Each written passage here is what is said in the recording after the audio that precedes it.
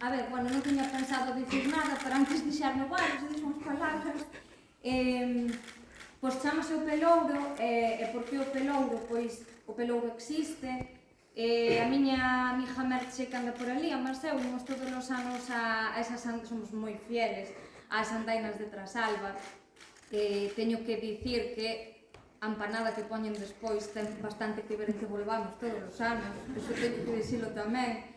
Pero penso que foi na primeira na que Patricia nos ensinou ese pelouro e nos explicou que Otero e Castelao paseaban moito por ali e tiñan as súas conversas.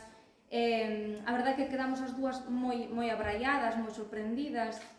Eu o ano pasado, que foi o ano Castelao, tiven a enorme honra, a enorme fortuna de ser unha das lingüistas da película Antes de Nós, de Castelao, de Ángeles Huerta.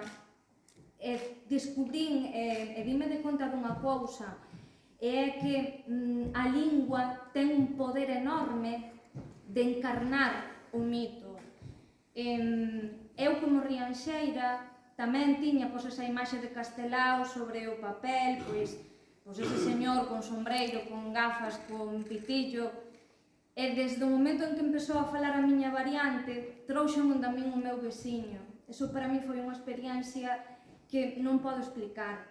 Entón facíame moita ilusión tamén, pois, que pasase o mesmo con Otero, e poñelos aos dous a falar nunha conversa, humanizalos, e humanizar tamén ese pelouro, que tan importante é na paisaxe viva do universo oteriano que xa se falou hoxe aquí abondo. Así que moi agradecida e moi honrada e moitas gracias por deixarme.